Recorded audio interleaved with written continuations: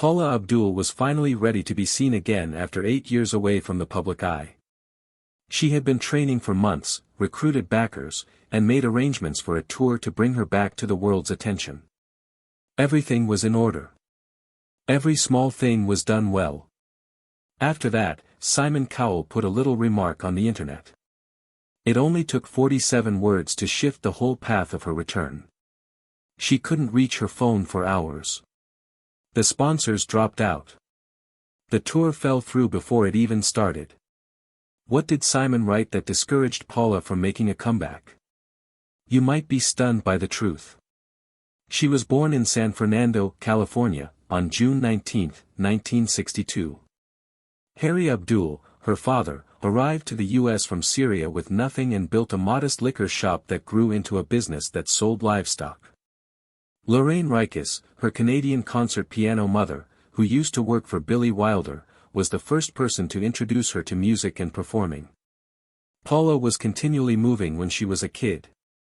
By the age of 7, she was already performing on small local stages, attending weekend summer stock performances, and traveling from town to town with her family in pursuit of employment. Despite the lack of funds, there was a great deal of determination and optimism. When she was 8 years old, she attended the West Coast School of Performing Arts, where she studied tap, jazz, and rhythmic dance. By the time she was 13, in 1975, she was performing solo at local events and immediately taking home awards. When she received a ticket to a dancing camp close to Palm Springs, she made a lot of new friends. She apologized to her admirers and promised to return.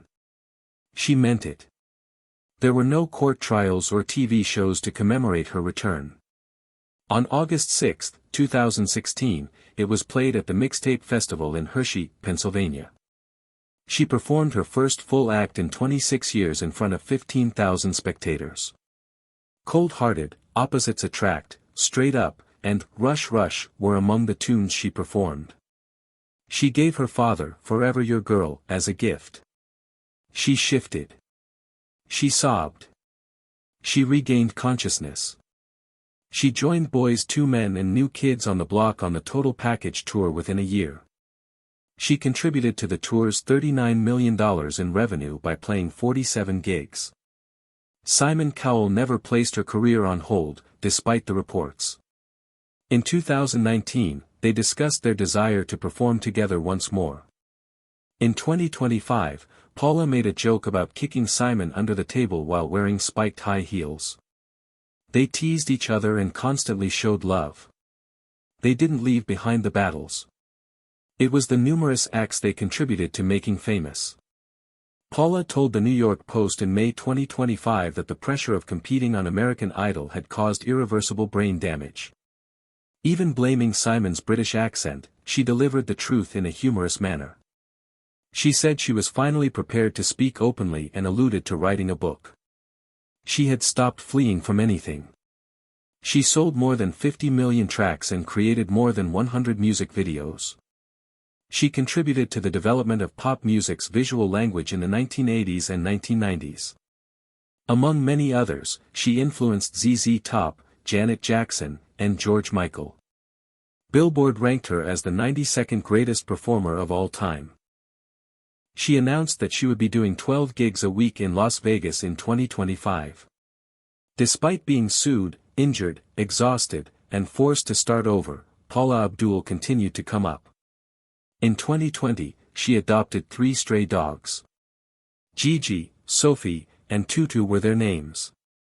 She claimed that when fame was unable to save her, they were able to provide her peace. She thanked them in a 2024 Instagram post for helping her manage the stress of her court battles. After everything she had been through, praise wasn't what helped her feel better. It was those 3 small dogs. It was affection. It wasn't crowded. It was authentic. They were her pillar of support throughout the years when the world seemed harsh and noisy. When she wasn't on stage or in front of cameras, she felt at ease with 3 small animals that didn't worry about charts or secrets, as well as with leisurely mornings and peaceful walks. She was all that mattered to them. That was sufficient. In 2024, she wrote that neither the news nor celebrity nor wealth had helped her recover. After years of enduring suffering, her life softened. She discovered how to relax, breathe, and sit motionless. When Paula Abdul entered 2025, she wasn't attempting to return to her former glory. She wasn't attempting to defeat younger performers or reclaim a title. She wasn't only motivated by desire, and she was moving at her own speed. She didn't come to Las Vegas to prove her worth. It was a celebration of living life to the fullest, despite setbacks, heartaches, victories, and beginnings that would have broken most people. Those who purchased tickets did not come to watch her in order to contrast her with other performers. They began to respect her fortitude, her joy, and the peculiar enchantment she infused into all aspects of her profession. Simon Cowell didn't mean any harm when he wrote that after all those years. As the stories predicted, it wasn't. She was brave, he told her. He claimed that nobody realized her true strength. He regretted not telling her earlier. The message did not cause her show to end. People took a second look. They were reminded that they didn't need to save the woman who had endured decades of self-reinvention, back injuries, plane crashes, eating disorders, addiction, failed marriages, corporate pressure, and public opinion. She required space. For the first time in her life, she took it.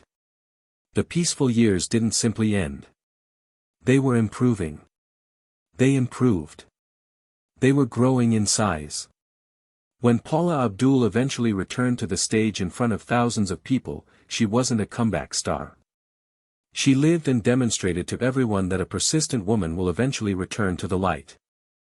She repeatedly studied Gene Kelly and memorized all of his moves until they came naturally to her. She began attending national competitions by the time she was in her mid-teens and was well known for possessing technique much beyond her years. After joining the Van Nuys High School cheer team in 1976, she rose to the position of captain. She organized a halftime show in 1979 that had 24 dancers who executed their moves precisely on time. It was excellent for a high school production. She was no longer merely acting. She was organizing performances. She was an honor student, the leader of her class, and a choreographer whose routines were requested for use at city events. The foundation for everything she would become was laid by years of training late into the night and never giving up. She enrolled at Cal State Northridge in 1980 to study radio and television. However, she left after one term. She wanted to dance instead of attend a graduation. She learned to dance with Michael Peters, one of the greatest dancers of the era. She paid for this by saving her tips from her job at an Encino deli. Each class cost roughly $50. She was paid the minimal wage. In certain weeks, she worked 2 shifts so that she could spend a few hours in training. At night, she worked on it until her legs failed her. Everything was altered by the test. Since her true name wasn't on the list, she used her middle name, Julie, to enter the Laker girls' auditions. She was barely 18 when she made it through dances to Donna Summer's Hot Stuff after 200 people tried out. The opportunity to advance was enormous, but the remuneration was meaner. Within a year, she was promoted to assistant choreographer. She performed a 20-girl pyramid act live on television at a Lakers-Celtics game in 1981. Although it was dangerous, it was flawless. Almost the following year, she created almost 30 new workouts. With her shows, simple cheer portions became more thrilling, accurate, and narrative. Fans arrived early to view her artwork. At the age of 21, she was appointed head director in 1983. She created around 50 dances in that season. One of them was a Magic Johnson homage, which increased ticket sales for games featuring her performances by 15%. Her major break came when Jackie Jackson engaged her to direct the Jacksons' song, Torture. However, celebrity also brought problems. She reportedly had a brief relationship with Lakers star Brad Holland in 1984.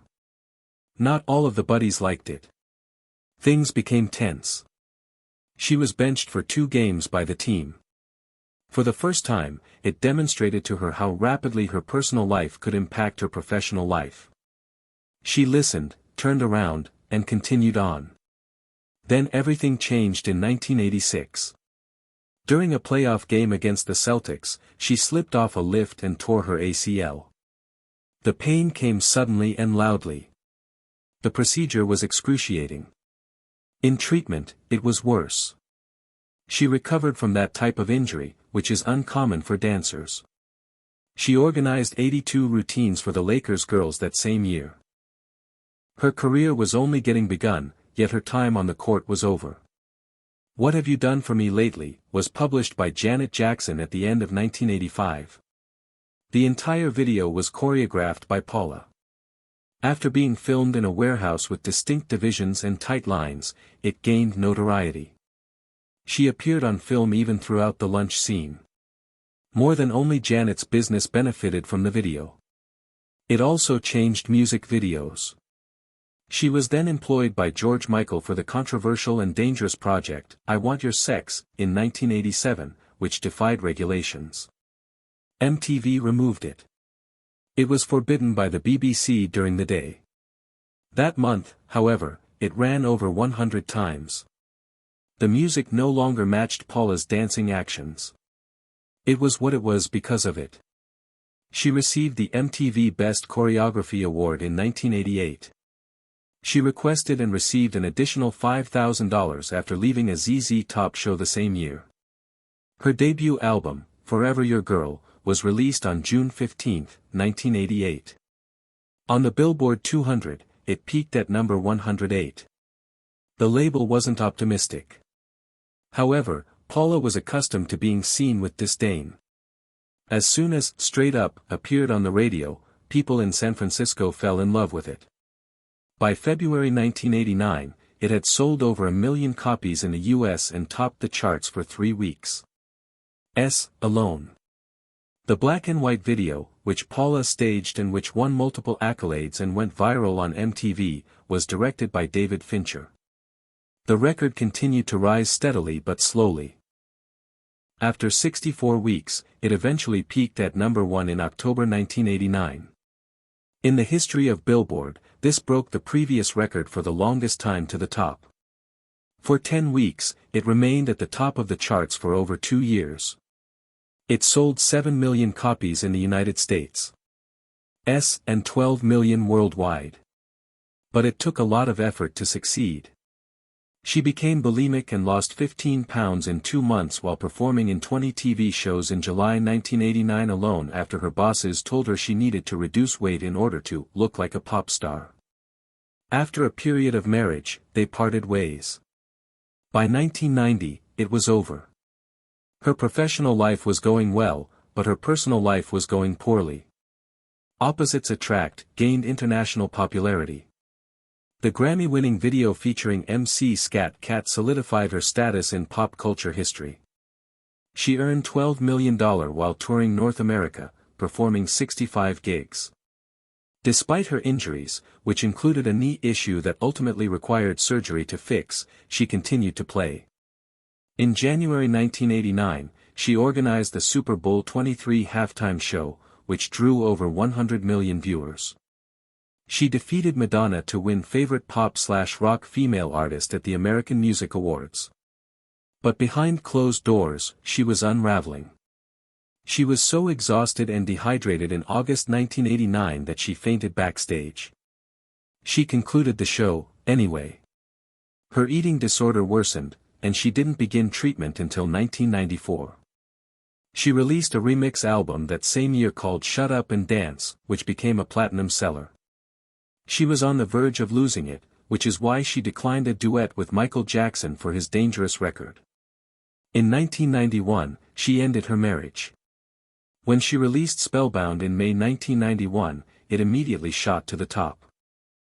Prince quietly contributed to Vibology to give it a distinct edge. In the United States, 3 million copies were sold. And 12 million worldwide. Rush Rush, the main single, topped the charts for 5 weeks. Paula co-directed the nostalgic Keanu Reeves video, which was filmed over 2 days with over 200 extras. Her fourth #1 hit from the film was The Promise of a New Day, the follow-up single. Her dance revealed the anguish of her divorce, which occurred behind the scenes in April 1992. Rehearsals ran for 12 hours at a time. The price increase didn't bother the fans. They were able to sense their feelings in each frame. Then a significant shift occurred. In 1992, Paula wed her second husband, Emilio Estevez. At a Parisian party, Emilio asked Paula to marry him. However, the backache she had been experiencing since cheerleading worsened. She relied heavily on narcotic medicines to survive. By 1994, she was taking as many as 20 tablets a day. She overdosed that year and secretly checked herself into rehab. The marriage between the couple ended. She then said that receiving therapy and having people watch over her were beneficial. She experienced another significant occurrence in 1992. In the music video for Whitney Houston's I Will Always Love You, she choreographed the dances so that they complemented Whitney's voice. Whitney later claimed that her efforts had transformed her life in an article published in Rolling Stone. The video gained popularity. Paula's influence increased. Silently, she left. She returned in 2002 when she was appointed an American Idol judge. She was given $1 million a season, but money was not what she contributed. Although Simon Cowell was direct, she felt sorry for him. Their chemistry gained international recognition. The final episode of the first season was viewed by 26 million viewers. Paula became the focal point of the show. During Fantasia Barrino's 2004 interview, there was a brawl that became viral. Whether the stress was genuine or not was a topic of debate. Later, it was revealed through leaked texts that Paula and Simon were merely making jokes. Their relationship was a mix of love and stress. After Jessica departed Idol in 2009, Simon allegedly prevented her from finding employment for years. However, when he tweeted, "Proud of you, Paula," following her performance at the Mixtape Festival in 2016, that notion collapsed. They constantly poked fun of and joked with one another. Over 150 contestants benefited from Paula's assistance, and many of them adored her. However, TMZ published a video of her slurring her words in 2005. Addiction accusations proliferated rapidly. The reality was more nuanced. She had been using painkillers lawfully for a considerable amount of time. She denied having an addiction in 2009. To grow better and pain was real. But she continued to come. The song, Dance Like There's No Tomorrow, was released by her and Randy Jackson in 2008. It reached number 63. Hey Paula featured actual footage of her manic episode in 2009. Following the show's cancellation, the public made their judgments. But behind the scenes, she was balancing her stardom and mental health. There was the case after that. She filed a lawsuit against Nigel Lythgoe on December 29, 2023, claiming that he had sexually assaulted her during her time on American Idol and So You Think You Can Dance. The first incident occurred in a hotel elevator in the early 2000s, according to the lawsuit. In 2015, another one at his home. A law that temporarily postponed the deadline allowed the lawsuit to be filed just days before it was due. In October 2024, Lythgoe shared messages and emails to support his claims. In one, Paula wrote, "I love you, Nigel." In another, she thanked him for the flowers he gave in 2014. Although some individuals didn't trust her, power, not tone, was the true issue. Paula's complaint was expanded to include a third episode. She claimed that as people were standing close by, he struck her multiple times during the 2015 Siddiq set. She added that he had struck her assistant the same day. On December 13, 2024, a confidential agreement was reached. In 2024, things became more difficult for her. Her tour of Canada was cancelled on September 5 after doctors discovered that years of dancing had damaged her spine. She needed to recuperate for a week after undergoing 2 procedures. Her body finally informed her it was time to take a break at age 72.